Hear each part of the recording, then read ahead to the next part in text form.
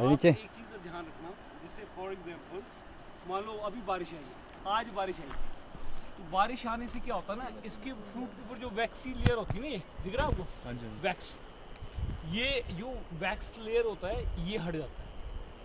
तो इसकी वजह से क्या होता है, नेक्स्ट डे अगर आप तुरंत स्प्रे करते हैं तो वो भी एक कारण बनता है रस्टिंग का। तो इसलिए क्या है कि जैसे आज बारिश आई तो नेक्स्ट डे लगभग 20 घंटे या 24 घंटे आप दोबारा से ये वैक्स लेयर बन जाएगी नेक्स्ट डे। उसके बाद आपको कोई अगर एप्लीकेशन कर रहे हैं ना फोलियर, तो आप उसको स्प्रे करें सो दैट के आपका इसमें रस्टिंग का इश्यूज नहीं है। ये भी एक कारण होता है कि लोग बारिश आने के बाद तुरंत नेक्स्ट डे इस वैक्स को बनने से पहले स्प्रे कर देते हैं, वो भी एक कारण होता है। ऐसा ज़रूरी नहीं कि हो, बट ये भी कारण होता है। और दूसरा एक चीज़ हमेशा ध्यान रखिए कि टेम्परेचर जो है आपका 12 डिग्री से नीचे नहीं होना चाहिए। अगर उस कंडीशन में भी आप करते हैं तब भी रस्टिंग चांसेस बढ़ जाते हैं। या फिर आपका 25 डिग्री से ऊपर है टेम्परेचर, उस टाइम पे आप स्प्रे कर रहे हैं, देन ऑल्सो मतलब ये भी एक कारण है रस्टिंग का। तो इसको थोड़ा सा आपने इस तरीके से डॉक्टर साहब, फिर जैसे मानसून के टाइम आपने बात की, तो मानसून में कैसे करेंगे फिर इस चीज़ को? वो थोड़ा डिफिकल्ट है। ऐसा नहीं है कि वो होगा ही होगा, बट ये एक फैक्टर है।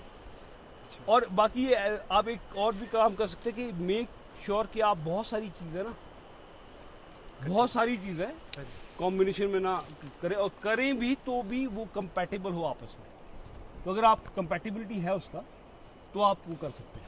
और मेक श्योर जब आप कोई चीज़ घोलते हैं या 2-3 चीज़ें मिक्स कर रहे हैं तो उसको 5-7 लीटर पानी में पहले एक चीज़ घोलिए, ठीक है, उसको ड्रम में डाल दिए, फिर 5-7 लीटर फ्रेश पानी लीजिए, फिर दूसरी चीज़ अलग अलग करके घोल।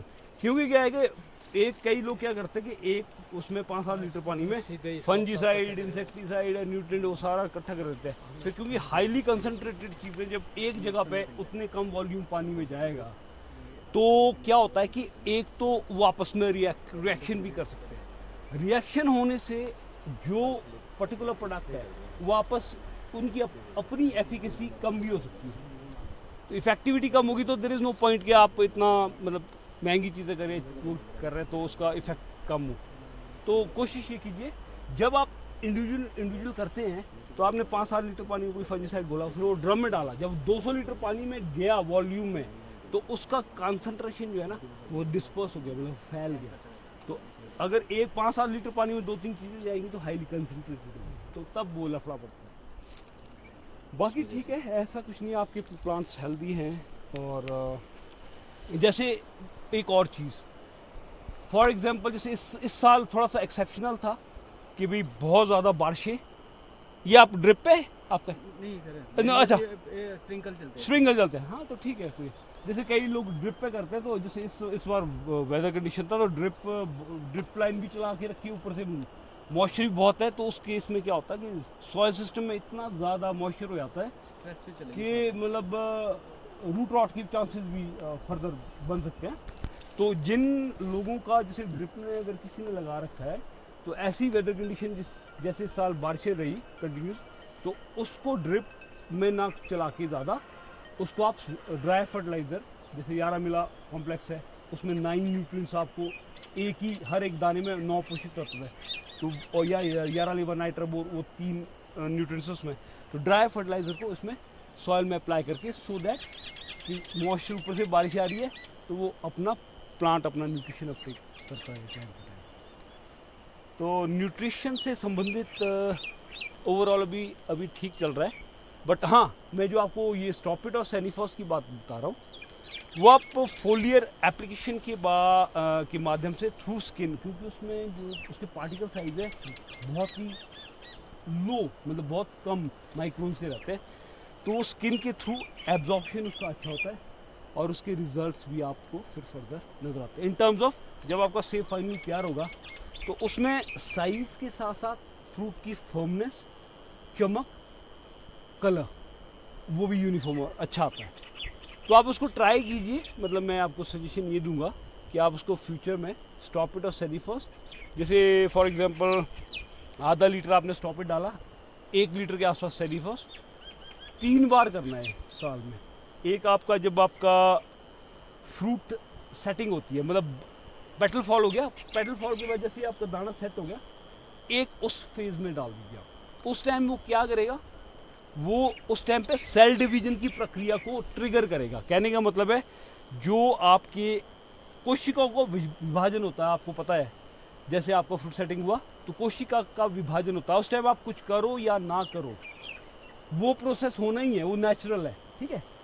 मगर उस प्रोसेस को आप कैसे ट्रिगर कर सकते हैं, मान लो फ्यूचर में हो सकता है जैसे आपने इसमें स्पेस रखा है, दाने कम ले रहे हैं, मगर हो सकता है कल दिन आपको थोड़ा प्रोडक्शन भी लेना पड़ जाए, तो उस केस में आपको नंबर ऑफ फ्रूट्स थोड़े बढ़ाने पड़ेंगे और साथ में उनका साइज़ भी चाहिए फिर, नहीं तो क्या होता है ज़्यादा दाने लगते हैं तो आपका साइज़ छोटा रह जाता है।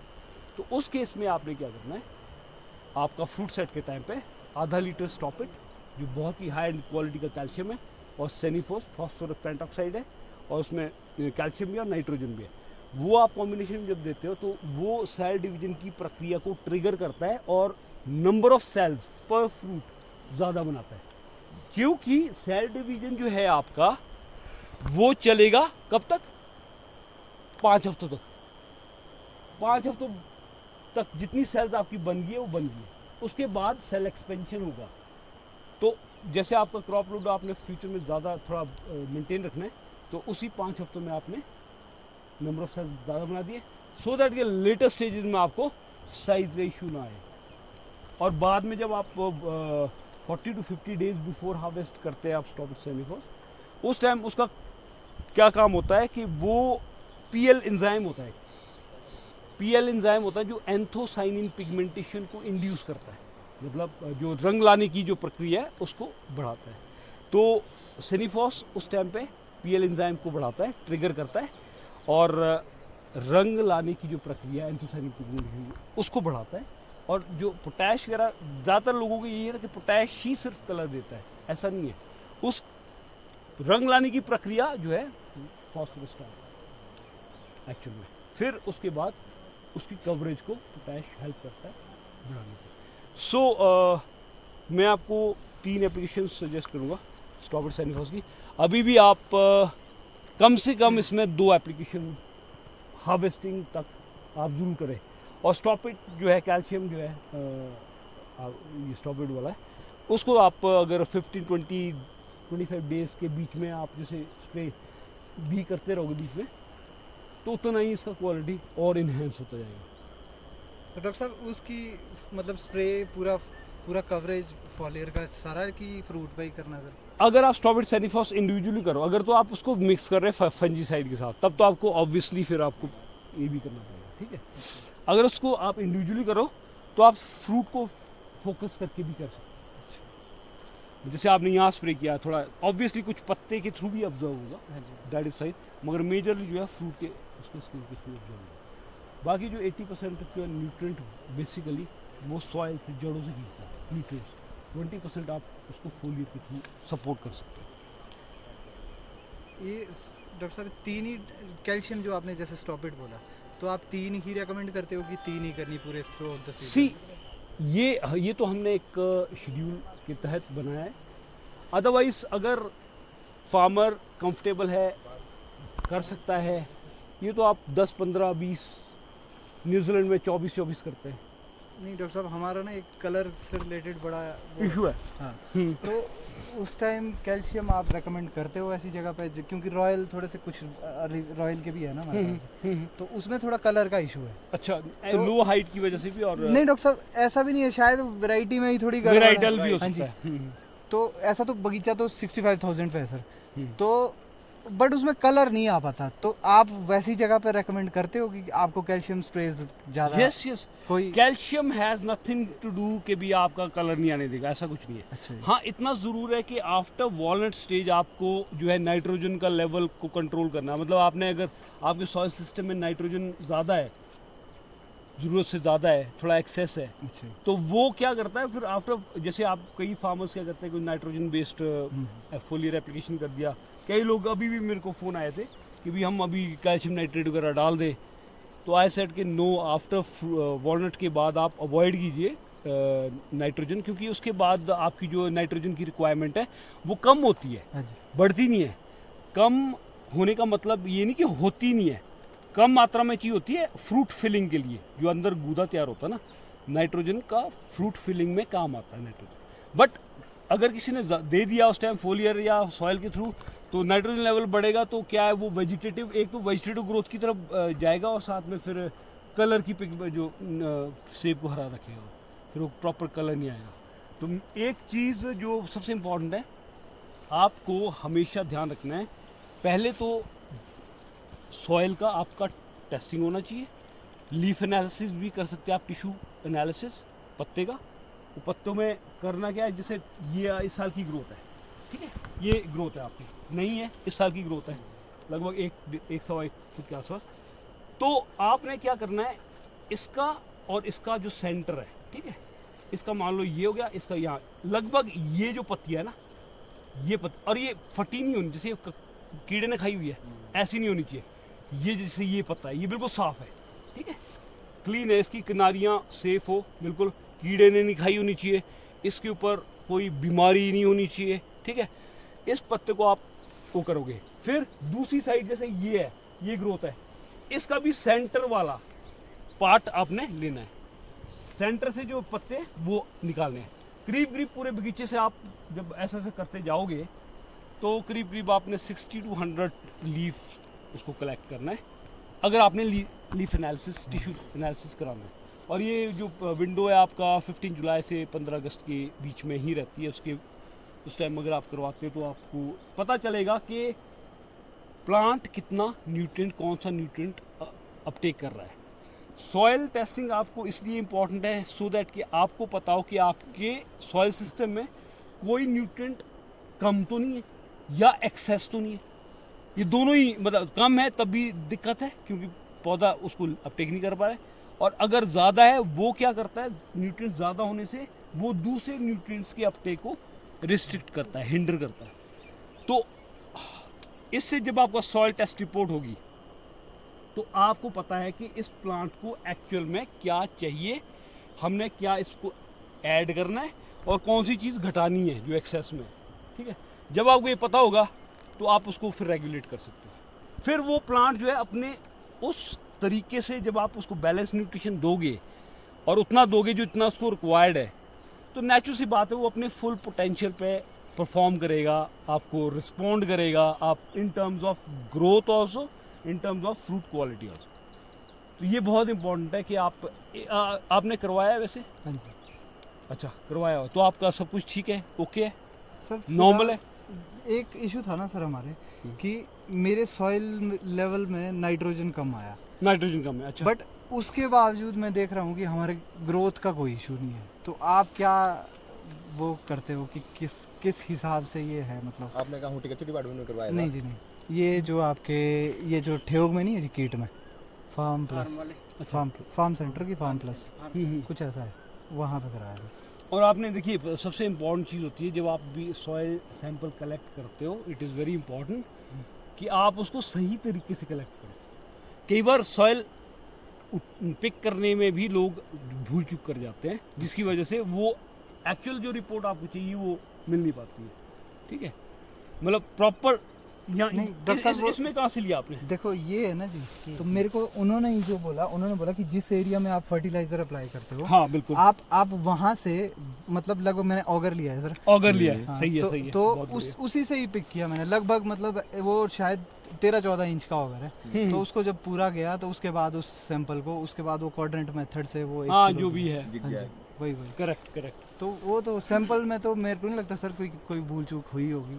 अच्छा नहीं, चलो मैं तो एक वैसी बात कर रहा हूँ जनरल, कि कई लोग कर देते हैं। अगर आपने अच्छे ऑगर ले रखा है, प्रॉपर तरीके से किया है, तो आई एम श्योर कि आपने सैंपल अच्छा ही लिया होगा। बट डेफिनेटली, अच्छा उसमें कम दिखा रहा था, अदरवाइज आपको लग रहा है कि वेजिटेटिव सर नाइट्रोजन और फास्फोरस काफी लो था, मतलब नाइट्रोजन थोड़ा सा लो था, बट फास्फोरस बहुत ज्यादा लो था। अच्छा, फास्फोरस लेवल, वैसे ज़्यादातर अमूमन हिमाचल की सॉइल में फास्फोरस लेवल काफ़ी ज़्यादा ये मेरे को खुद समझ नहीं आ रहा सर। नहीं, हो भी सकता है, कोई ज़रूरी नहीं है ये कि भी वो तो। अब उसके बाद एक्चुअली क्या है कि जैसे आपने लास्ट ईयर लिया है, इस साल लिया सर, इस विंटर में। अच्छा, ये वाला गया, हाँ, 2022 वाला, 22 वाला। हाँ जी। तो उसके बेसिस पे आपको फिर रिकमेंडेशंस दी होंगी और वो फिर सर उसके बाद मैंने लीफ एनालिसिस भी कराया, मैंने थोड़ा अर्ली करा लिया क्योंकि मेरा हाई डेंसिटी का लगा है ना सर। अच्छा, ओके। तो मैंने थोड़ा अर्ली करा लिया, तो उसमें उनका ठीक आया, बस जिंक भी थोड़ा लो था मेरा। ओके तो जिंक और मैंगनीज थोड़ा लो आया मेरा। Okay okay. जो लीफ एनालिसिस। हाँ हाँ हाँ। तो नाइट्रोजन और फास्फोरस थोड़ा सा मैंने हैवी रख लिया था शुरू से। ओके। तो बट जिंक और मैंगनीज थोड़ा, बट मैंगनीज सॉइल में ठीक था। पीएच भी मेरा 6.5 था शायद। बहुत अप्रोप्रिएट है, एकदम परफेक्ट है, वो था। No problem. तो वो मैंगनीज का अपटेक भी नहीं हो पाया सर। वो तो बोल रहे मैंगनीज तो बिल्कुल ही कम है। तो वो रीजन एक होता है ना, बहुत ही बेसिक है पीएच, तब तो हो भी सकता है मैंगनीज आगे अपटेक ना हो रहा, फिर तो उसमें तो ये कुछ 2-4 चीजें ऐसी है सर कि वो समझ से ही परे है कि कुछ ग्रोथ हमारे ये क्लाइमेट की वजह से ऐसा कि मतलब हैवी ग्रोथ है बहुत ज्यादा। अच्छा, मतलब काफी ज्यादा हो रहा है। हाँ जी। और यहाँ पे आप लोग अभी शायद रिगैलिस पहले तो आता था, बासफ का आता था रिगैलिस, तो वो अच्छा स्पर फॉर्मेशन के लिए। हाँ, स्पर फॉर्मेशन नहीं, मतलब एक्सेस जो वेजिटेटिव ग्रोथ है उसको रिस्ट्रिक्ट करने के लिए। अच्छा। अभी शायद पता करना आपने, आज काफ़ी टाइम से शायद मुझे भी ऐसा लग रहा है कि शायद अभी वो मार्केट में नहीं है, बट वो भी एक बहुत अच्छा प्रोडक्ट था जहाँ पे आपकी वेजिटेटिव ग्रोथ ज़्यादा हो रही है, तो वो उसको वेजिटेटिव ग्रोथ को रिस्ट्रिक्ट करके वो उसको स्पर में कन्वर्ट कर देता था, स्प्रेस कर देता था वेजिटेटिव ग्रोथ ज़्यादा एक्सेस हो रही है। बाकी आपका जो जैसे मैंगनीज का है बता रहे आप, ठीक है, जिंक है, जिंक के लिए तो आप सबसे बेस्ट जो है वह यारामिला कॉम्प्लेक्स है ना, वो 9 न्यूट्रिएंट्स का बहुत ज़बरदस्त कॉम्बिनेशन है and the quality is extraordinary. ठीक है, आपके नो हाउ के लिए बता दूं मैं उसको। और ये आपका नाइट्रोबोर आता है, क्योंकि आप यहाँ पे ड्रिप में नहीं चल रहे हैं, आप यारामिला लीवर डाल रहे हैं आप उसको ना। 2 साल डाला मैंने। अच्छा, उसको आप इस्तेमाल कीजिए सॉयल सिस्टम में। और आपका जैसे आपका 1/2 इंच ग्रीन टिप आता है, ठीक है, 1/2 इंच ग्रीन टिप जैसे ही आता है तो आप जिनट्रैक, याराविटा जिनट्रैक है ना, उसको ऑलमोस्ट 1 ml पर लीटर के हिसाब से आप उसको फुली स्प्रे कीजिए। जिनट्रैक आपने करना है 2 बार, एक अभी आपने 1/2 इंच ग्रीन टिप पे करना है, सेकेंड एप्लीकेशन आप उसको कर सकते हैं तुड़ान के बाद, आफ्टर, अगर आपको जिंक का डेफिशिएंसी है तो। आपको एक बार आपने इस स्टेज पे कर दिया ना 1/2 इंच ग्रीन टिप पे, तो आपको जो है 92 डेज तक जिंक की अवेलेबिलिटी वो करवाता है, मतलब साइंटिफिक रिकॉर्ड है उसके।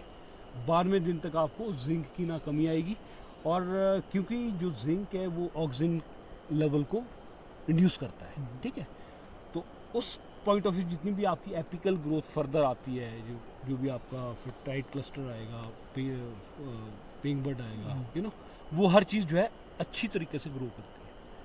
तो ऑक्सीजन लेवल अच्छा रहता है और जिंक की डेफिशिएंसी आपको 92 डेज वैसे रहती है। तो आपको 2 स्टेज है जिसमें आपने, अगर आपका जिंक कम शो कर रहा है, that is the right time. एक आपका 1/2 इंच, सेकेंड तुड़ान के बाद। ये डॉक्टर साहब थोड़ा सा फर्टिगेशन शेड्यूल बताएंगे आप किस हिसाब से? आप फर्टिगेशन ये देखिए एज के हिसाब से ये सारा ना, मैं आपको एक काम करता हूँ, आपके साथ में 1 साल, 2 साल, 3 साल और अबव 3 इयर्स का जो है आपको शेड्यूल मैं शेयर करता हूँ व्हाट्सएप पे, उसके हिसाब से आपने चलना है उसमें। मतलब बेसिकली ये प्लांट कितनी उसका है वैसे? 4 साल 3 साल कंप्लीट हो गए, 4थी साल लगे। अच्छा, मतलब मैक्सिमम 3 to 5 years केस है ना, 4 साल। और यारामिला नाइट्रोबोर अप्रॉक्सीमेटली आपका जो है 100 से 150 ग्राम हम यारामिला कॉम्प्लेक्स डालेंगे, और 50 से 100 ग्राम तक हम यारामिला नाइट्रोबोर और 50 ग्राम SOP सॉइल में डालेंगे जब आपका बड ब्रेकिंग है, ठीक है। उसके बाद हम इसमें चलाएंगे MAP 12/0, ठीक है, और कैल्सिनेट, वो ड्रिप के थ्रू चलाएंगे जो आप बोल रहे हो, ठीक है। उसको हम 1 kg पर डे पर एकड़ के हिसाब से चलाएंगे, और कैल्सिनेट भी हम 1 kg पर डे पर एकड़ के हिसाब से चलाएंगे। ये अल्टरनेट डेज में कि डॉक्टर ये साहब एक साथ? 30 से 55 दिन पे चलेगा, तो मतलब एक दिन में आपका MAP भी चलेगा। अच्छा, दूसरे दिन आपका कैल्शिनेट? नहीं, MAP जैसे आपने सुबह चला दिया, फिर कैल्शिनेट आप शाम को। ओके। मेक श्योर कि आप टैंक आपकी अलग अलग है कि एक ही है, एक ही में करते हैं मिक्सिंग? नहीं डॉक्टर साहब, वो तो ड्रिप के उससे ही दे रहे ना, क्या वेंचुरी ना, वेंचुरी जहाँ जिसमें कैल्शिनेट जा रहा है, कैल्शियम नाइट्रेट और फॉस्फेटिक फर्टिलाइजर के लिए अलग अलग रखना हमने। अच्छा, जो कैल्शियम नाइट्रेट के लिए अलग और बाकी के जितने भी ये जैसे बाकी ये फॉस्फेटिक फर्टिलाइजर जिसमें फॉस्फोरस वगैरह भी होता है उसका अलग रखना है। नहीं तो डॉक्टर साहब इसको कैसे अलग करेंगे, मतलब ये समझ से परे। या फिर आप अगर आप उस एक ही है ना, हाँ जी, जैसे एक- वेंचुरी एक ही है ना सर, जैसे ये ब्लॉक है तो इसमें जो वेंचुरी है वो एक ही है। एक है ना, हाँ जी। फिर आप क्या कर सकते हैं, जैसे आपने कैल्शियम नाइट्रेट चलाया या फिर MAP चलाया, फॉस्फेटिक फर्टिलाइजर चलाया बारक्साइड 0, हाँ जी। उसके बाद आप वेंचुरी को बिल्कुल साफ करेंगे, क्लीन करेंगे। अच्छा, पूरा मतलब वो ड्रिप लाइन पूरी साफ हो जाए। हाँ, साफ करनी है मतलब। अच्छा। ठीक है, और फिर आप वो दूसरा चलाएंगे कैल्शियम। उसको, फिर मतलब कभी भी कैल्शियम नाइट्रेट और वो वाला ऐसा नहीं कि उसको अच्छे से क्लेंस करके तब आप चलाएं, सो दैट कि आपकी फर्दर चोकिंग वगैरह की दिक्कत ना हो। अच्छा। हाँ, तो ये चलाएंगे आप, और जिंट्रैक और बॉट्रैक का फोलियर एप्लीकेशन करेंगे उस पीरियड में, मतलब 30 से 55 दिन के बीच में। आपको 25 दिन के अंदर आपको 25 kg जाएगा MAP और 25 kg जाएगा कैल्सिनेट। ये आपने इस तरीके से करना है। फिर 55 से 56 से 105 दिन पे आपको जो है ये क्रिस्टा 13045 चलाना है। ठीक है, 13045 जो है आप 2 किलो पर एकड़ अल्टरनेट डे पे करेंगे, एक दिन छोड़ के। ठीक है, और इसमें कैल्सिनेट भी चलेगा मगर आधा किलो चलेगा पर डे पर एकड़, वो आधा किलो चलेगा। तो इस तरीके से इसका फर्दर फिर जैसे 106 से 155 दिन पे है, ठीक है, उसमें हम डेल्टा या फिर 13045 चलाएंगे, वो भी अल्टरनेट डे पे चलाएंगे, every alternate day 1 kilo alternate day पे। या फिर ये क्रिस्टा SOP आता है, सल्फेट ऑफ पोटाश, उसको भी आप इस पर 1 kg पर एकड़ चलाएंगे अल्टरनेट डे पे। तो ये 106 से 155 दिन के बीच का है। फिर पोस्ट हार्वेस्ट तो आपको वही है, 100 से 150 ग्राम 11 मिला कॉम्प्लेक्स, और फिर 50 से 100 ग्राम 11 लिवर नाइट्रो वो सॉइल में जाएगा, और साथ में जिंट्रैक और बॉट्रैक की फोलियर एप्लीकेशन। जैसे डॉक्टर साहब सपोज मेरा सॉइल में कोई न्यूट्रिएंट ऊपर नीचे है, तो फिर कैसे मैं अपने फर्टिगेशन को मतलब वो रेगुलेट करोगे, हाँ जी। तो वो फिर हम चयन करेंगे कि कौन सा आपको कितना दिन है। अच्छा जी। फिर हम उसका, अगर मान लो कोई चीज़ आपको ज़्यादा है, एक्सेस है, हाँ जी।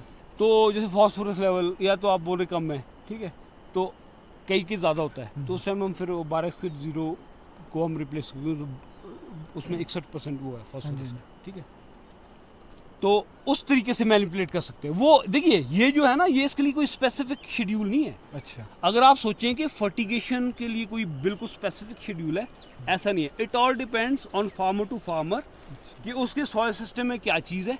हो सकता है कि आपका शेड्यूल डिफरेंट हो और पाली साइड जो HDP पे काम कर रहा है उसका शेड्यूल डिफरेंट हो, क्योंकि उसका सॉइल टाइप डिफरेंट है और उसका न्यूट्रिशनल रिक्वायरमेंट और प्रेजेंस जो है न्यूट्रिएंट्स की वो डिफरेंट है।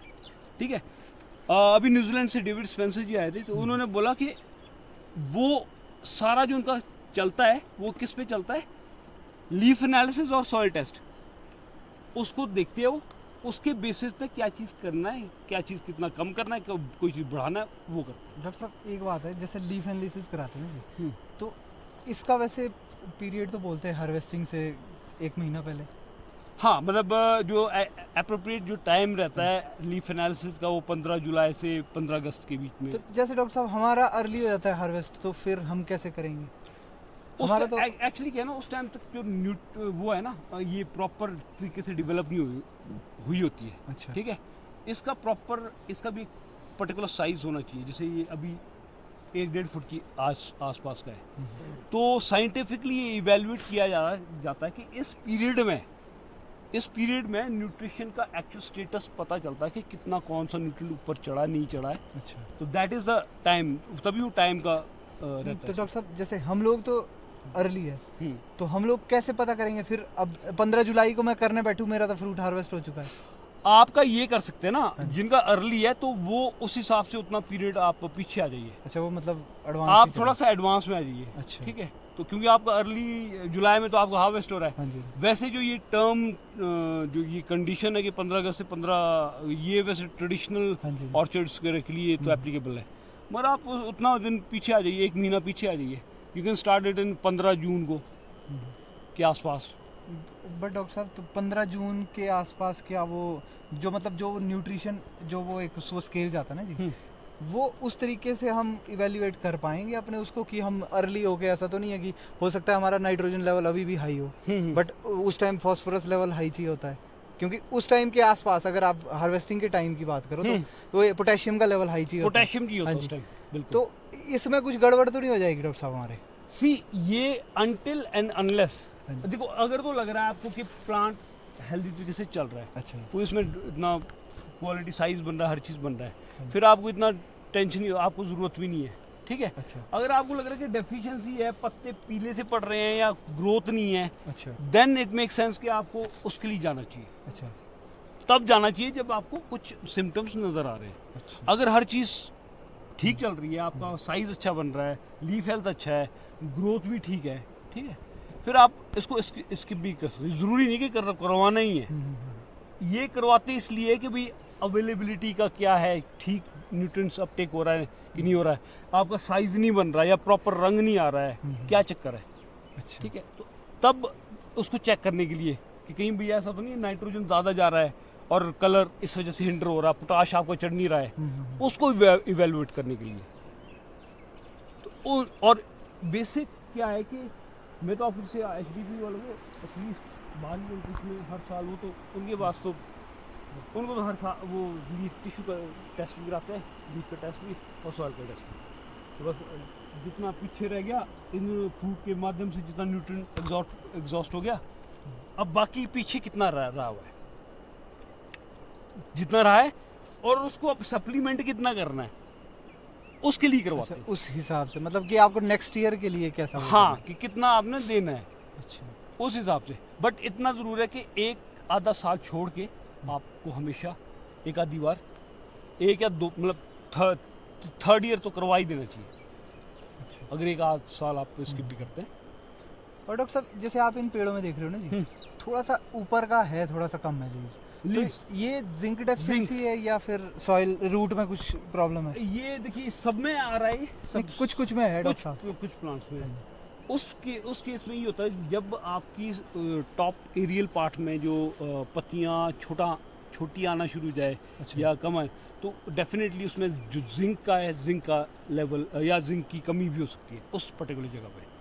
अच्छा तो उसको आपको कंपनसेट करने के लिए ना, वही आपको फोलियर 2 बार करना है, एक ग्रीन टिप, जब आप वो करोगे फिर आपको ये इश्यूज खत्म हो जाएंगे। अगर आप एक आधी साल कर दोगे तो फिर फर्दर जैसे किसी में आपको ये दिक्कत आ रही है ना कि भाई छोटी छोटी पत्ती है, अच्छा फिर वो नहीं आएगी, आपके जो नॉर्मल फोलिएज है बाकी जगह भी है वो वैसा ही रहेगा। तो ये पीरियड आपने इसका जिंक का पकड़ना है। और हमेशा जब भी आप जिस जिंक का आप यूज़ कर रहे हो तो SC फॉर्मुलेशन, ठीक है, उसको अच्छे से शेक करना है, अच्छा क्योंकि उसमें सस्पेंशन कंसंट्रेट है।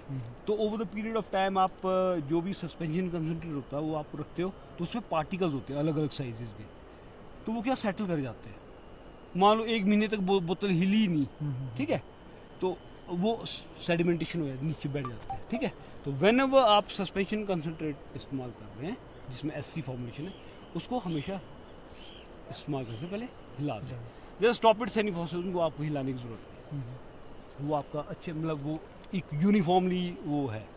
SC फॉर्मुलेशन वाले हमेशा अच्छे से। और डॉक्टर साहब एक ना बड़ा इशू चला हुआ है जो मेरे दिमाग में आज तक समझ नहीं आया, फास्फोरस का नाइट्रोजन की अवेलेबिलिटी के साथ कोई रिलेशन है कि मतलब जैसे कुछ लोग बोलते हैं ना कि आप नाइट्रोजन आपका ओवर है तो आप फास्फोरस ओवर कर लीजिए, सॉरी पोटेशियम ओवर कर लीजिए, तो ये दो क्या आपस में काउंटर करते हैं कि अपटेक के लिए हाँ बोल जी, रहे हैं। कि जैसे सपोज करो मेरी सॉइल में नाइट्रोजन लेवल बहुत ज़्यादा है, तो क्या ये सही रहेगा कि मैं अपने फास्फोरस पोटेशियम के लेवल को इंक्रीज कर दूं? देखिए इसमें क्या होता है ना, आपका नाइट्रोजन एक्सेस हो जाता तो पोटैश और कैल्शियम की अपटेक को भी हिंडर करता है, ठीक है। तो इट इज़ वेरी इंपॉर्टेंट कि आपका सॉइल सिस्टम में कौन सा न्यूट्रिएंट एक्सेस में, अच्छा उसको कैसे हमने रेगुलेट करना है। अच्छा और वो तभी पता चल सकता है, आपको ऐसे हाइपोथेटिकली आप इनकाउंटर नहीं कर सकते जब तक आपको रिपोर्ट्स होंगी आपके पास, तो आप फिर उसको उस तरीके से रेगुलेट कर सकते हो कौन सी चीज़ एक्सेस में, तो उसको कम करना है। कई बार ऐसा भी होता है कि सॉइल में कोई एलिमेंट जो है ना वो एक्सेस में होता है, अच्छा फिक्स होता है, वो इनसॉल्युबल फॉर्म में होता है, सॉल्युबल फॉर्म में नहीं होता है, तो मिट्टी में, मगर वो प्लांट को मिल नहीं रहा है, अवेलेबल नहीं हो रहा है क्योंकि वो इनसॉल्युबल फॉर्म में। अच्छा तो फिर आपको कई बार क्या होता है कि फास्फोरस मोबिलाइजिंग बैक्टीरिया या पोटैश में मोबिलाइजिंग बैक्टीरिया को इस्तेमाल करना पड़ता है ताकि वो उसको ब्रेक डाउन करके उसको अवेलेबल रखे। ये किस आता है, जैसे जो लोग जैसे MOP वगैरह यूज़ करते हैं क्लोराइड फॉर्म में। और एक चीज़ का ध्यान रखना, जो हमारा एप्पल जो है क्लोराइड सेंसिटिव क्रॉप है, जितना हम इसमें क्लोराइड फॉर्म में चीज़ें 12-32-16 हो गया, MOP हो गया, इस टाइप की चीज़ें डालते हैं, तो इसमें क्या होता है कि over the period of time chloride settle होता जाता है। क्लोराइड बेसिकली एक फॉर्म है नमक का, ठीक है, तो वो सेटल होता जाता है, और जितना आपका क्लोराइड कंटेंट ज़्यादा बढ़ता जाएगा, सॉइल का pH जो है आपका डिक्लाइन करना शुरू कर देगा। और जब वो डिक्लाइन करना शुरू कर देता है तो एक स्टेज ऐसी आती है कि उसमें फिर फाइटोप्थोरा जो बीमारी है, डिजीज़ है, वो जड़ सड़ने का कारण बन जाता है। और इसमें फिर एल्युमिनियम की टॉक्सिसिटी भी बढ़ सकती है, जो माइक्रो लेवल पे जैसे 5.4 है आपका pH, उससे नीचे चला गया, 5.4 से नीचे या 5.4 के आसपास है, फिर आपकी उसमें एल्युमिनियम की टॉक्सिसिटी क्या है कि एल्युमिनियम चाहिए तो कम होता है, मगर उसकी अवेलेबिलिटी ज़्यादा हो जाती है, तो उसकी टॉक्सिसिटी हो जाती है, तो उससे क्या होता है कि जड़ें ना कमज़ोर पड़ना शुरू हो जाती है। और उसकी वजह से क्या है कि जड़ें कमज़ोर होंगी तो न्यूट्रिशन अपटेक रिस्ट्रिक्ट हो जाएगा, बरसात के टाइम पे वहाँ पे नमी पहुँचेगी और कमज़ोर जड़ पे फाइटोप्थोरा या बीमारी है वो उसको कैप्चर कर देगी। बहुत छोटी छोटी चीज़ें हैं जिसका आपने ध्यान रखना है। जैसे कि मैंने अभी आपको रस्टिंग के बारे में बताया कि कब कौन सी किस टेम्परेचर में आपको नहीं करना, अवॉइड करना है। 12 डिग्री से नीचे है तब अवॉइड करना है, 25 डिग्री से ऊपर है टेम्परेचर तब आपने स्प्रेइंग अवॉइड करना है। और नीचे कई बार रस्टिंग आती है ना ऐसे करके इधर, वो फ्रॉस्ट इंजरी की वजह से होती है। इस साल काफ़ी है आप पे? बहुत ज़्यादा है, नहीं मेरे तो नहीं है खैर, क्यों? बट इधर को मैंने कुछ बगीचे देखे तो काफ़ी ज़्यादा है फ्रॉस्ट, खास तौर पे हाई कलर स्ट्रेन में। तो हाई कलर में क्या एक्चुअली थोड़ा सा ये करेक्टर कुछ वेराइटी का करेक्टर रहता है, उसमें रस्टिंग थोड़ा सा आ जाता है। तो जनाब ये आपका ये कौन सा इसमें वैरायटी लगा आपका? स्कारलेट 2। अच्छा, तो अभी जुलाई तक इसका कैसा रहेगा कलर प्रॉपर? ये सर एकदम से कलर छोड़ देता है, ये 25, 26, 27 जून के बाद ना एकदम से छोड़ देगा ये कलर। जो अच्छा। मैंने पिछली बार पाया ना, सैंपल लिए थे, एकदम से कलर छोड़ देता है। तो मेरे को लगता है आपने कुछ नहीं, अभी जो मैं आपको बता रहा हूँ एटलीस्ट एप्पल भी अगर आप जैसे आप कर रहे हैं ना, आप इसमें सिनीफॉस स्टॉप इट, अगर आपने इसको बनाना है कि सेब ना देख के पता चले, ग्लॉसीनेस उसमें हो, फर्मनेस, प्रेशर उसमें ज़बरदस्त हो, कलर जो है यूनिफॉर्म हो और अच्छा अपीलिंग कलर हो, जो कि मार्केट में डिमांड में रहता है, क्वालिटी फ्रूट जिसको देख के ही आदमी प्राइस उसका वो इस बार तो रहने वाला ये सेब भी कम है। हाँ कम भी है, आप इसको और ज़्यादा करना पड़ेगा। मैं आपको एक चीज़ बताऊँ, आपको मैं कम से कम बोल रहा हूँ, मैं 3 एक एप्लीकेशन करना आपने स्टॉप इट सैनिफॉस की, क्योंकि आपके प्लांट छोटे हैं और इजी है इसको ट्रीट करना, ठीक है। आपने तुड़ान तक आप 3 एप्लीकेशन करो और उसको बाइफरकेट कर दो 3 हिस्सों में, कि अभी से तुड़ान तक आपके पास इतना पीरियड है, मान लो 1.5 महीना है, तो 15-15 दिन के अंतराल पे आपने स्टॉप इट सैनिफॉस करना शुरू कर दो, और उसके बाद आप क्वालिटी ये आपने करना है। और बाकी तो चलो आप लीफ एनालिसिस करते हैं या सॉइल टेस्टिंग। अब एक और ऑप्शन है, आप यारा को भी अपना दे सकते हो, या फिर नियर बाय जो भी आपको लगता है कि कहीं पे है अच्छी लैब है तो आप वहाँ पे भी दे सकते हैं। तो आप लोगों की चार्जेस क्या है? हमारे 750-800 रुपये के आसपास है। क्या क्या कराते हैं? सॉइल ब्रॉड स्पेक्ट्रम उसमें रहेगा, ब्रॉड स्पेक्ट्रम आपका NP, nitrogen, phosphate, potash, magnesium, calcium, boron, zinc, iron, manganese, copper, तो सल्फर। आपका कलेक्शन सेंटर कहाँ है? आपने कुछ नहीं करना है, मैं ले ये लूँगा आपसे। अविनीत है, ये रिप्रेजेंटेटिव है, ये रामपुर हेडक्वार्टर दिख रहे हैं, रामपुर हेडक्वार्टर के अंदर ही ये आते रहेंगे। आप बस जब आपने सॉइल सैंपल कलेक्ट करना है, कब करना, तुड़ान कर दिया, तुड़ान के बाद आपने सॉइल सैंपल कलेक्ट करके इनको दे देना है, और उसके बाद सॉइल में जो 50 से 100 ग्राम के आसपास यारामिला कॉम्प्लेक्स, सॉरी 100 से 150 ग्राम यारामिला कॉम्प्लेक्स और 50 से 100 ग्राम नाइट्रोजन, वो सॉइल में डाल देना आपने। वो जो रिपोर्ट आएगी 10, 15, 20 डेज बाद, उसको हम उसके बेसिस पे कि हमने कितना अभी दिया है पोस्ट हाउस पे, नेक्स्ट ईयर हमने कितना डालना है वो हम रेगुलेट करेंगे, ठीक है। पोस्ट हार्वेस्ट न्यूट्रिशन बहुत ज़्यादा इम्पोर्टेंट है, लोग उसको समझते नहीं है। मगर चलो अब ग्रेजुअली क्योंकि यंग जनरेशन इसमें आ रही है तो अवेयरनेस बढ़ रही है, तो काफ़ी लोगों के इसी वजह से ऑफ ईयर रहा। जिन लोगों ने साथ में ये कर रखा था पोस्ट हार्वेस्ट न्यूट्रिशन मैनेजमेंट और वो अपना परफॉर्मेशन अच्छा कर पाए, बीमा बना पाए, तो उनकी फसल लग गई। होता क्या है, मान लो किसी फार्मर ने पोस्ट हार्वेस्ट न्यूट्रिशन नहीं किया तो रिजर्व में जो है ना, ये है ब्रांचेज है, तना है, जड़ें हैं और बीमा है, इसमें आपकी न्यूट्रिएंट्स जो आपने डाले वो स्टोर होंगी अगले साल के लिए। और वो एनर्जी अगले साल जब बड ब्रेक होता है ना, तो वो आपने जो स्टोर्ड एनर्जी है ना वो काम करती है उस टाइम पे। और जो आप उस टाइम पे सॉइल में डालते हैं एप्लीकेशन, वो भी मिलता है, बट वो अगले फर्दर स्टेजेस के लिए होता है, उसके आगे की स्टेज के लिए। मगर इनिशियल स्टेज पे फ्लावरिंग फ्रूट सेटिंग तक वो एनर्जी जो आपने लास्ट ईयर दी है वो काम करती है। तो उसका मतलब ये है कि आपको वो करना है। अगर आपने एग्जॉस्ट कर दिया, मतलब आपने कई लोग तुड़ान के बाद भूल जाते हैं, वो अपने उसमें मस्त हो जाते हैं, तो उनका फिर जो है बीमा नहीं बन पाता प्रॉपर। और हमारे पास बर्ड बिल्डर भी है वैसे फोलियर एप्लीकेशन में, वो भी बहुत अच्छा प्रोडक्ट है जो बर्ड्स के फार्म करने के लिए जो मैग्नीशियम, फास्फोरस, जिंक, बोरॉन उसमें जो रिक्वायर्ड है बर्ड फॉर्मेशन के लिए, वो बहुत अच्छा काम करता है। बाहर की कंट्री में न्यूजीलैंड वगैरह, तो यूरोप पे ले लो आप, यूएस वगैरह ले लो, वो काफ़ी यूज होता है। बर्ड बिल्डर 1 kg पर ड्रम डॉक्टर 200 लीटर्स में आप 1 kg 4 से 5 ग्राम प्रति लीटर, तो मतलब 800 ग्राम से लेके 1 किलो तक 200 लीटर पानी में। और करना कैसे है, देखिए क्योंकि ये ऐसी चीज़ें हैं, हम कई बार वो है ना स्प्रे करते हुए ना ड्रिप पानी नीचे गिरना शुरू हो जाता है, ऐसे नहीं करना है, क्योंकि प्रोडक्ट महंगा है, क्वालिटी अच्छी है, बस पत्ता गीला होना चाहिए। एक बार प्रॉपर गीला हो गया, ड्रिप नहीं करना चाहिए, पानी नीचे नहीं गिरना चाहिए।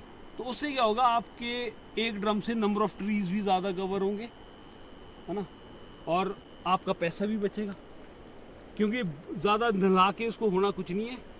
जितना उसमें ऑब्जर्व करना है उतना वो कर लेगा, बाकी जो नीचे गिर गया वो तो वेस्ट है। तो इसलिए आप टेक्निक अपना जो है ना थोड़ा सा साइंटिफिक तरीके से चलिए आप, और अपनी कुछ चीज़ें जो है वो इम्प्रोवाइज़ कीजिए। और स्पेशली जिन फ्रूट्स प्लांट्स में आपकी वायरस वगैरह की दिक्कत आती है, जैसे लीफ स्पॉट वायरस है, एप्पल मोज़ेक वायरस है, उन पेड़ को आइडेंटिफाई कर लीजिए। उनके टाने, वो चाहे आपके HDP पे, चाहे आपके ट्रेडिशनल ट्रीज हैं जो बड़े पेड़ है 50-25 साल के, 30 साल के, उन पेड़ों के जो वो है टानी है, मान लो इसमें लीफ स्पॉट वायरस है, एप्पल मोज़ेक वायरस है, तो इसकी उसमें ना रिबन बांध दो आइडेंटिफिकेशन के लिए, कि जब डोमेंट स्टेज में वो जाएगा, पत्ता लाइफ साइकिल कंप्लीट करके झड़ेगा, तो आपको पता होगा कि उसमें रिबन है, तो इसमें कोई ना कोई वायरस है। उनको सबसे लास्ट में प्रून करना है। और एक पेड़ से दूसरे पेड़ पे जब भी आप माइग्रेट करते हो, तो अपने कैंची को स्टेरिलाइज कर दीजिए, ब्लेड्स को, क्योंकि इस प्लांट में जो भी वायरस है, चाहे वो बैक्टीरियल कैंकर है या फंगल कोई भी डिजीज़ है, वो आप दूसरे उस पर भी पहुँचा रहे हैं। तो हमेशा छोटी छोटी चीज़ों को ध्यान रखिए, अपने टूल को स्टेरिलाइज भी करते जाइए। जैसे पेपरी बाग कैंकर वगैरह है, आज की डेट में इसी वजह से स्प्रेड हो रहा है वो, क्योंकि यहाँ कैंची मारी तो दूसरी हेल्दी वाली उसमें कैंची मारी, वो आगे से आगे स्प्रेड हो गया, वायरस बड़ा बारी आ गया। हाँ, तो वायरस को देखिए इसका कोई स्पेसिफिक ट्रीटमेंट नहीं है, आप इसको कंट्रोल नहीं कर पाएंगे। तो इसका सबसे बढ़िया कंट्रोल ये है कि आपकी सावधानी। अब इस टाने में है तो आप इसमें रिबन बांध देंगे पीछे ही, जितने भी बड़े ट्रीज भी होंगे आपके पास, बड़े पेड़, उसमें भी आप रिबन बांध देंगे, ताकि पत्ते झड़े। आपको पता है कि इन पेड़ों में, इन टाणों में वायरस है। फिर जब आप उसको प्रून करेंगे तो सबसे आखिरी में जाके, सबसे लास्ट में जाके करने आपने वायरस वाले प्रून, उससे पहले हेल्दी वाला पार्ट करना, ठीक है, ताकि स्प्रेड ना हो। क्वालिटी पे भी फर्क नहीं पड़ता वायरस। वायरस का देखो क्वालिटी पे ओवर द पीरियड पड़ेगा, क्योंकि ये पत्ता देखो कितना बढ़िया है, हेल्दी है ना, ये हरा भरा है, तो वो क्या करेगा, जैसे एप्पल मोज़ेक वायरस है, वो इसका क्लोरोफिल कंटेंट वाला पोर्शन को पीला चला जाएगा, तो सरफेस एरिया आपका पत्ते का वो कवर कर देगा, तो क्लोरोफिल कंटेंट कम होगा, तो फोटोसिंथेटिक एक्टिविटी रिड्यूस हो जाएगी ओवर द पीरियड, वो ज़्यादा फैलेगा, ज़्यादा पत्ते हो जाएंगे वो, तो सरफेस एरिया जो है कम रहेगा, तो भोजन बनाने की प्रक्रिया भी कम हो जाएगी। तो इस वजह से जो है वो थोड़ा सा, अदरवाइज ऐसे नहीं फैलेगा। अगर इस टाने में है तो इसी में ही रहेगा अनटिल आप उसको काट के कहीं ऐसे फैलाओ, अदरवाइज वो ऐसे ही रहेगा। तो ये चीज़ है सर, बाकी आपका ठीक है, ठीक चल रहा है। और आपने जो है स्टॉप इट सेनिफॉस का आपने 3 राउंड दे दो, स्प्लिट कर दो टाइम पीरियड से 3 टाइम्स, और फिर आप देखो ज़रा।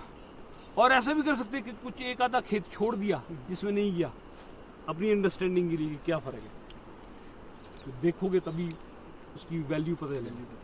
नहीं डॉक्टर साहब, हम यूज़ करते थे पर महंगे हो रहे हैं। नहीं मैं भी ठीक है, मैं समझता हूँ बात को। एक्चुअली देखिए इसके जो मेजर, देखो बीच में कोविड सिचुएशन थी, केमिकल स्टोर में जाओ या 5 ड्रम के देंगे, वहाँ 20 ड्रम के दवाई दे देंगे, देव गेड़ा। अभी सर आने वाले टाइम में ये पॉसिबिलिटी है कि यारा जो है अपना प्लांट, अभी श्योर नहीं है, बात चल रही है, इंडिया में ही इसका प्लांट सेटअप होने के चांसेस बहुत ज़्यादा है।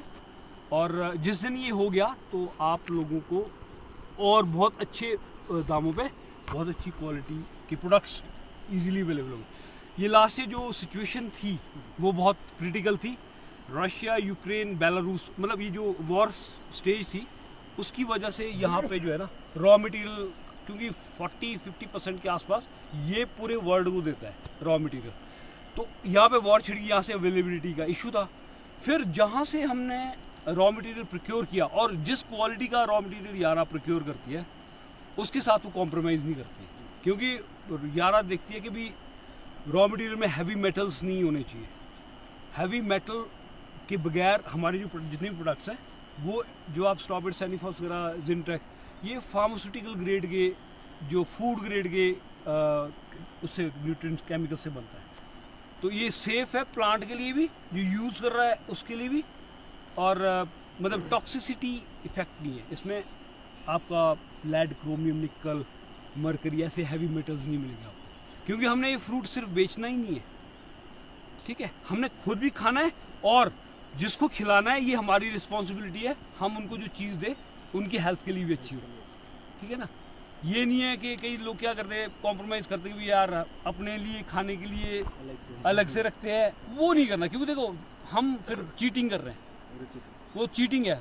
जो कंज्यूमर है हमारा, वो इसलिए हम उसको दे रहे हैं बेस्ट क्वालिटी, अच्छी उसका, जो हम खुद भी इस्तेमाल कर रहे हैं। तो इन चीज़ों का थोड़ा सा, और रॉ मटेरियल महंगा हो गया, फिर जहाँ से वो प्रोक्योर करना था, और रशिया से गैस यूरोप में जाती है तो वो बंद होगी, तो गैस के प्राइसेस 2 to 3 टाइम्स बढ़ गए, तो जो फर्टिलाइज़र बनाने में गैसेस इस्तेमाल होती है, रॉ मटेरियल कॉस्ट बढ़ गया, मैन्युफैक्चरिंग कॉस्ट बढ़ गया, ट्रांसपोर्टेशन कॉस्ट तो आप जानते ही हैं कि हर साल ये बढ़ता ही जा रहा है। सो मतलब ये कुछ फैक्टर्स है, ऐसा नहीं है।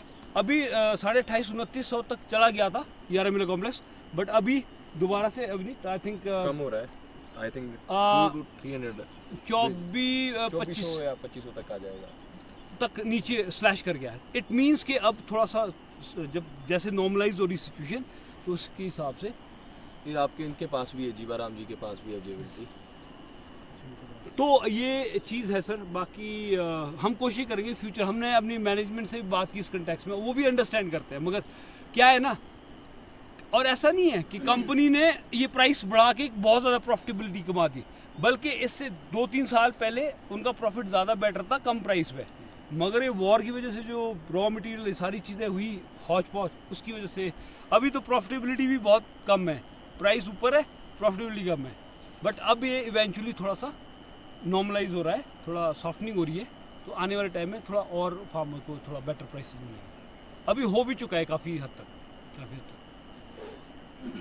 तो इसी के साथ आपके कुछ और कोई क्वायरीज हो, सिर्फ यही नहीं, आपके प्लांट प्रोटेक्शन से रिलेटेड कोई क्वायरी हो, रिगार्डिंग और भी कुछ, और भी कोई डिजीज़ होगी, पेस्ट होगा, उसके बारे में भी वी कैन डिस्कस।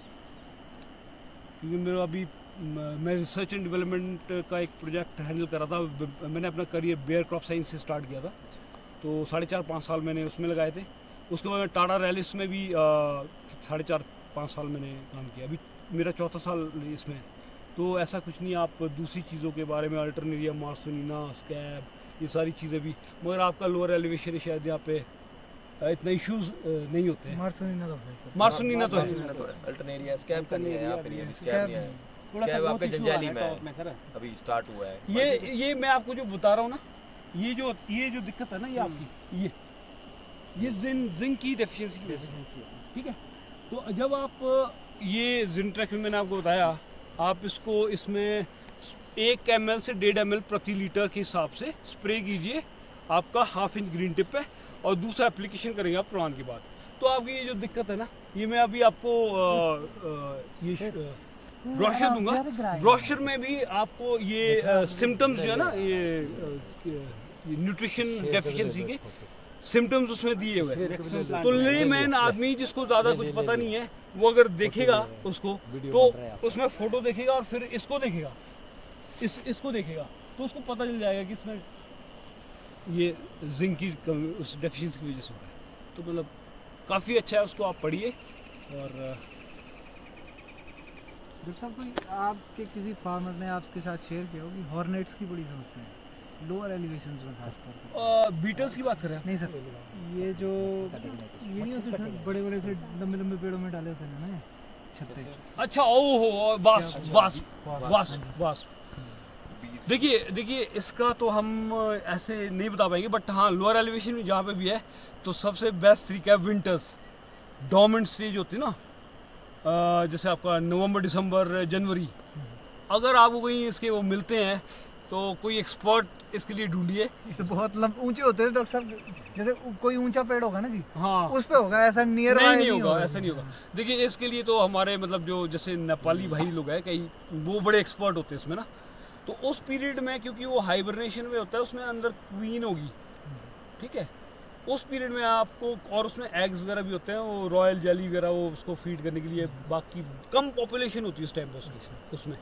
तो that is the right time जब उसको आप कंट्रोल कर सकते हैं। अदरवाइज ये तो बड़े घातक है, ये तो हमारी मधुमक्खियों के लिए घातक है, उनको ख़त्म करते हैं इनकी पॉपुलेशन को। अच्छा, वो क्या नाम है? Grey grey. वो पता कब लगता है?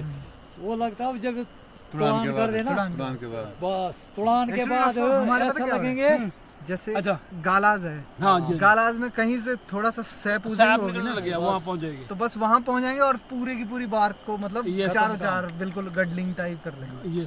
ये बड़ा बट सर मीडा से हो जाएगा इनका, यार, पर रुकेगा नहीं थोड़ा, तो 15 दिन का तो रहेगा। पत्नी दुनिया पीछे या मक्की था भी, या मक्की तोड़ने ही छोड़ना पड़ा हाँ, देखो रात नहीं, को। तो फिर इसके बाद दोबारा से करवानी पड़ेगी, तो कोई फायदा नहीं होगा उस वो तो रात को भी उसमें वो तो फिर उनको खाने को मिल गया, तो जला के सत्यानाश। उसके लिए देखिए सर्च करिए, आप भी गूगल पे सर्च करिए कि इसको कंट्रोल करने के लिए ये क्या। डॉक्टर साहब यही हो वो रहा तो है कि पता क्या भाई है? सब यही बोल रहे हैं कि बड़े आप बड़े उनके छत्तों बिल्कुल को ही वो होता है। यार, देखो बिल्कुल ये ऐसा ही मार अल्टीमेट देते हैं उसमें। ही एक मतलब मेरी समझ से यही एक तरीका है जिससे आप इसको कंट्रोल कर सकते हैं। और इसके लिए एक्सपर्ट जो नेपाली है, उसको पकड़ो, बड़े ऊंचे ऊंचे पेड़ में बनाते हैं, तो उनको बोरी करके मिट्टी तेल से वो जला भी देते हैं उसको उस तरीके से, तो तभी इसकी पॉपुलेशन कंट्रोल होती है। इवन कि अब तो डॉक्टर साहब मतलब हमने कभी हायर एलिवेशन में बहुत कम दिखते थे, आज की डेट में मतलब जो मैं बोल रहा हूँ मेरे 6500 वाला वहाँ भी पहुँच गया, वहाँ पे पहुँच गए और वहाँ पे भी इनका नेस्ट दिख रहा है। ये इवॉल्व हो रहे हैं ना over the period of time, survival of the fittest, और वैसे ही फिट है ये मधुमक्खियों की छत्तों पे जिन्होंने अटैक कर देना, तो सोचो आप। तो इसको देखिए, ये एक जो मैंने आपको मेथड बताया, बाकी और भी अगर हमें पता चलेंगे तो हम आपसे शेयर करेंगे ज़रूर। क्योंकि मैंने इस चीज़ के बारे में काफ़ी लोगों से डिस्कस कर लिया, तो ये मेरे को जो ऐसा लग रहा है कि आज से शायद हो सकता है 5-6 साल बाद एक मेजर पेस्ट बन जाए, हो सकता है। बिल्कुल, यू नेवर नो, जो चीज़ इतनी तरीके से इवॉल्व हो रही है, जैसे मॉस्किटोज, मच्छर जो है ना वर्ल्ड वाइड, आने वाले टाइम में मतलब जैसे हम बहुत सारी कंपनी, मोर्टीन, क्या काफ़ी कंपनीज उस पर काम कर रही है, तो केमिकल्स बना रही है, वो ट्रीट कर रही है, मगर ये ओवर द पीरियड इनमें रेजिस्टेंस आ रहा है, ये और ज़्यादा मतलब इवॉल्व हो रहे हैं।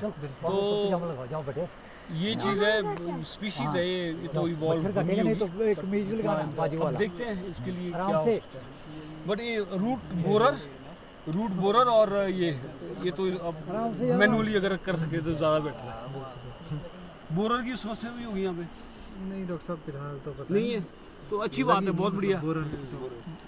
क्योंकि लोअर एलिवेशन में अमूमन थोड़ी ज़्यादा रहती है, ये जड़े में पूछा था वो इतनी लंबी लंबी सुलिया ना है सर, है होंगी 15-16 साल पुराने पेड़ है ना। हाँ, उसमें पेड़ में है, नए में तो नहीं है। उसमें भी ये है कि आपका जून जुलाई के महीने में बीटल्स जो ग्योल आते हैं ना, ग्योले आपके क्या बोलते हैं, हमारे ग्योले बोलते हैं उसको।